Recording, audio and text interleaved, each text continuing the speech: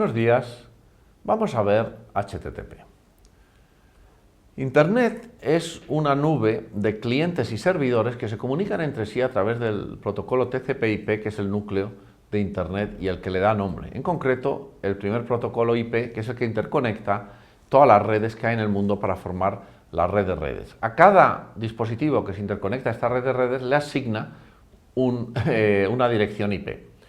Por encima están TCP/IP, que son los que transportan la información de un extremo a otro, de cliente a servidor, y que en unos casos, digamos, TCP establecen circuitos virtuales fiables con los que intercambian información, y es lo que utiliza la mayoría de los servicios, y en otros envían datagramas con pequeños paquetes, normalmente de voz y vídeo, porque UDP es lo que se utiliza, los datagramas UDP, para enviar la voz y vídeo en Internet.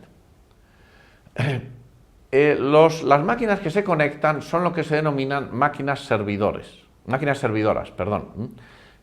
Es hardware donde se hospedan los servidores, que los servidores son programas dentro de estas máquinas que se conectan a los puertos. Los puertos son direcciones de aplicación de 16 bits para que una máquina pueda contener muchos servidores. Normalmente puede contener hasta unos 65.000 y pico, aunque no suelen contener tantos. Y esos programas conectados a puertos es lo que realmente son los servidores, y lo que, si somos estrictos, debemos denominar programa servidor.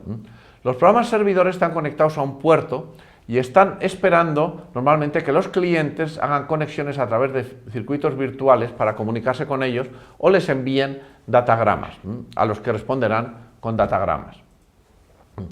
Cliente y servidor se comunican con un protocolo que está por encima de este TCP o UDP, que es el protocolo que realmente define la aplicación. Por ejemplo, en el caso del web es HTTP, en el correo es SMTP, bueno, y hay muchos otros.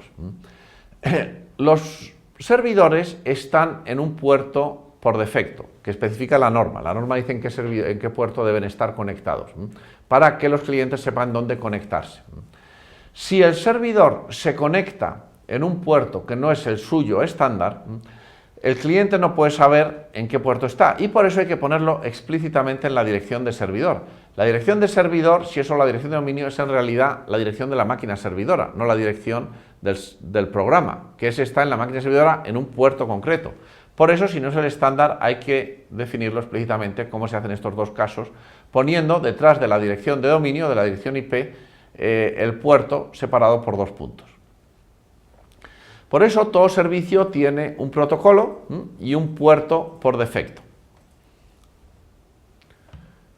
La dirección de un servicio o de un servidor, que es lo mismo, se define, digamos, en una norma, en una RFC, como se llaman las normas de Internet, las que genera la IETF, que la última versión de esta norma la pueden encontrar aquí, aunque esta es una norma que la hizo en primer momento Tim Berners-Lee, y que, bueno, pues ha ido evolucionando mucho, ha habido muchas versiones, y se denomina URI, Uniform Resource Identifier, porque lo que define es la dirección de un recurso en Internet. Al final, en Internet todo lo que tenemos son recursos, incluso los servicios se direccionan como recursos hoy en día.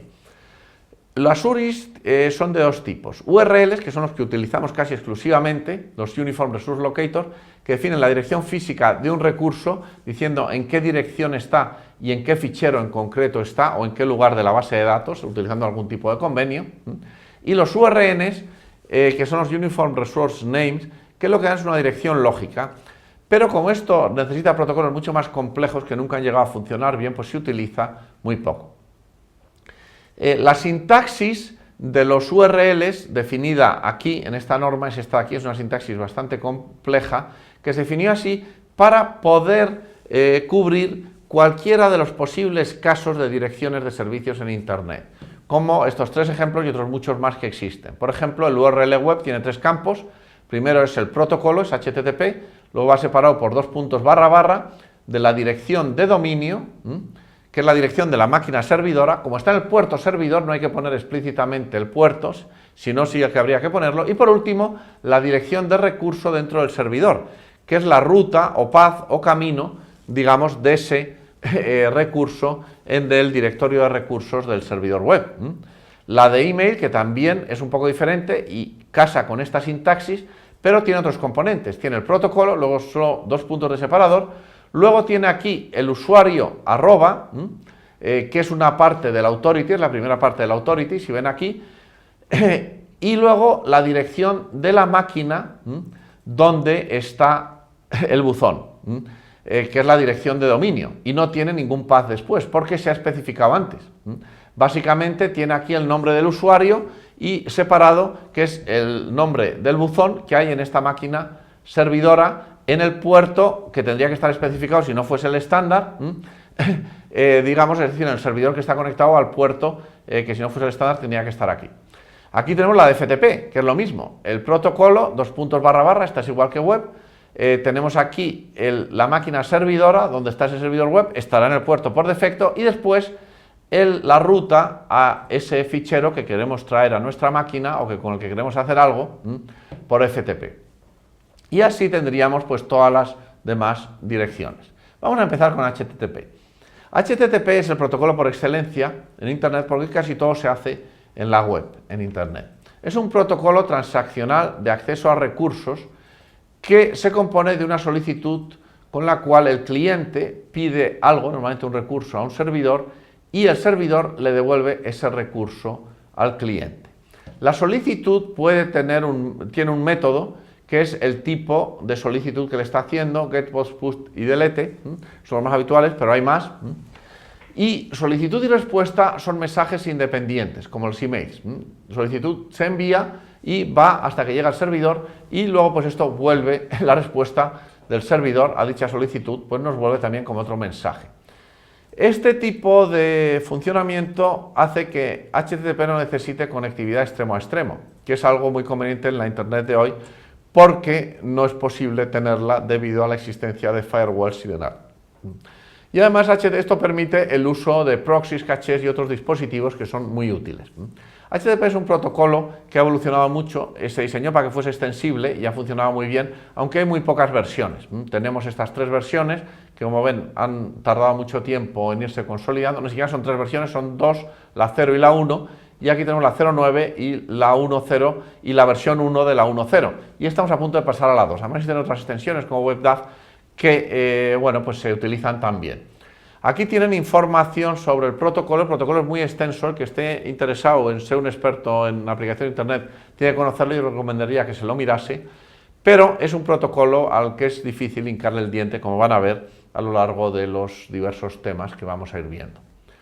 La transacción HTTP más típica es la transacción para pedir una página web, es la transacción con la cual navegamos por Internet, que es la transacción de tipo GET. Esa transacción lo que hace es enviar una solicitud del cliente, es una transacción en la cual el cliente envía una solicitud al servidor, que es esta de aquí, tiene una forma de este tipo, una primera línea, luego unos parámetros y luego tiene un cuerpo que en la transacción GET no existe, en la solicitud. Si el servidor tiene dicha página, lo que hace es enviar una respuesta, que tiene también una cabecera con esta estructura, y un cuerpo que es donde envía la página web, que es el recurso. Y así es como funciona la mayoría de las transacciones. Si tienen algo que enviarse, digamos algún recurso lo envían en el cuerpo y toda la información relativa a la solicitud o a la respuesta la envían en la cabecera. Vamos a ver en detalle la sintaxis de la cabecera y el cuerpo. La cabecera de solicitud y respuesta es muy parecida. En ambos casos es un string, donde las diversas partes están separadas en líneas. Cada elemento de la cabecera es una línea diferente. Tanto solicitud como respuesta tiene una primera línea. Por eso he puesto aquí el /n, que es el retorno de carro, la nueva línea. La nueva línea indica que aquí acaba el primer campo, que es la primera línea. Como su nombre dice, está delimitado por un retorno de línea. Aquí hay un problema, y es que muchos sistemas operativos o navegadores o bueno, pues programas meten aquí más caracteres, no solo meten el carácter nueva línea, sino que a lo mejor meten digamos, línea siguiente, el form fit y otros, y entonces esto puede dar problemas y cuando uno quiere hacer programación detallada y acceso detallado a la cabecera haciendo un análisis sintáctico tiene que tener cuidado con esos temas. Yo aquí solo voy a manejar la nueva línea.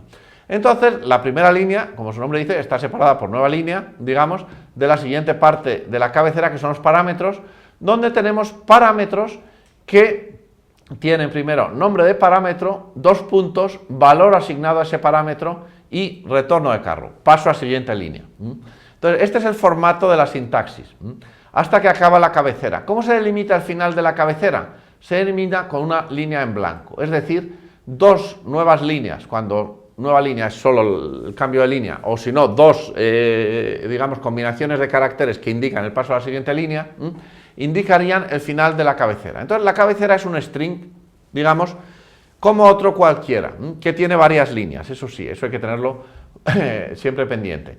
Y esto es así tanto en la solicitud como en la respuesta. Entonces tenemos una primera línea que en ambos casos, solicitud y respuesta, tiene 3 parámetros. Primero, el tipo, el método, en la solicitud, dices get, post, put o lo que sea, tiene la ruta que identifica el recurso dentro del servidor y luego tiene la versión de HTTP, que es importante porque un protocolo, digamos, el protocolo HTTP que maneje el servidor tiene que ser siempre menor que el que maneja el cliente. Por eso este de aquí tiene que ser siempre mayor o igual que la versión que maneja el servidor. Después vienen los parámetros con este formato y en el caso de la respuesta tenemos aquí en la primera línea también 3 partes, la versión de HTTP, el código de retorno, que es 200 cuando devuelve bien una página HTML, y un mensaje de texto pensado para los administradores del sistema. Luego vienen los parámetros y por último el final de cabecera, que es línea en blanco, y luego ya viene el cuerpo, en ambos casos. El cuerpo va en octetos y se delimita en octetos por un mecanismo independiente, que es un campo, normalmente el content length, que indica el número de octetos que tiene el cuerpo, porque el cuerpo no es un string, puede ir en muchas codificaciones y de muchas formas diferentes. HTTP utiliza los tipos MIME para tipar los recursos que envía en el cuerpo. Los tipos MIME aparecieron en el email para tipar ficheros adjuntos y luego se han extendido a muchas partes de Internet. Aquí tienen más información. Un tipo MIME tiene 2 partes, el tipo y el subtipo. Hay tipo aplicación, imágenes, vídeos, etcétera, etcétera. Y el subtipo que ya dice más específicamente el formato en el que va ese recurso. Por ejemplo, en imágenes tenemos pues codificadas en GIF, en JPEG, en PNG o en formato vectorial SVG. El texto, texto plano, que es texto puro, o texto HTML, que es páginas HTML que van serializadas como texto, o CSS, que también es texto, y aplicaciones como JavaScript, MS Word. Cuando hay una aplicación que se debe utilizar para decodificar un formato, pues normalmente va como aplicación. Por eso, digamos, en las cabeceras de HTTP, en la solicitud, hay un campo accept que dice los tipos MIME, es decir, los formatos que el cliente entiende y que va a aceptar. Se lo dice para que el servidor no le envíe ningún formato que no sea los tipos que le especifica aquí. Aquí dice text asterisco, dice cualquier tipo de texto y cualquier tipo de imagen. Pero cualquier otra cosa no lo voy a aceptar, lo voy a tirar.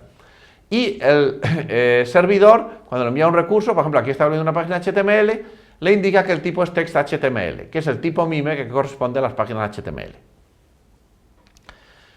Además tenemos aquí los códigos de estado de HTTP, que son los códigos en que se queda el servidor y que indican cómo se ha respondido a la respuesta. Hay respuestas informativas, finalizadas, como en nuestro caso el 200 OC, y luego de muchos otros tipos que vamos a ir viendo a lo largo de la asignatura. Y por último tenemos los métodos, verbos o comandos de HTTP. Tenemos la interfaz CRUD, que son los 4 principales, POST para crear recursos en el servidor, GET para leer recursos del servidor o llevarlos al cliente, PUT para modificar recursos en el servidor y DELETE para borrarlos. Estos son los métodos más importantes y que más vamos a estudiar, pero hay otros más que se pueden utilizar colateralmente y que, bueno, pues tienen explicados en la norma. Nosotros no los vamos a ver aquí. Estos 4 métodos coinciden con la interfaz CRUD de bases de datos porque HTTP maneja los recursos en el servidor a través de esos 4 métodos como si fuesen elementos de una base de datos. En una base de datos podemos crear, borrar, leer o actualizar elementos nuevamente. Y con HTTP en el servidor también podemos hacer esto. Podemos hacer más cosas, pero se recomienda que todo se gestione como si fuese una base de datos remota en el servidor. Muy bien, y con esto acabamos este tema. Muchas gracias.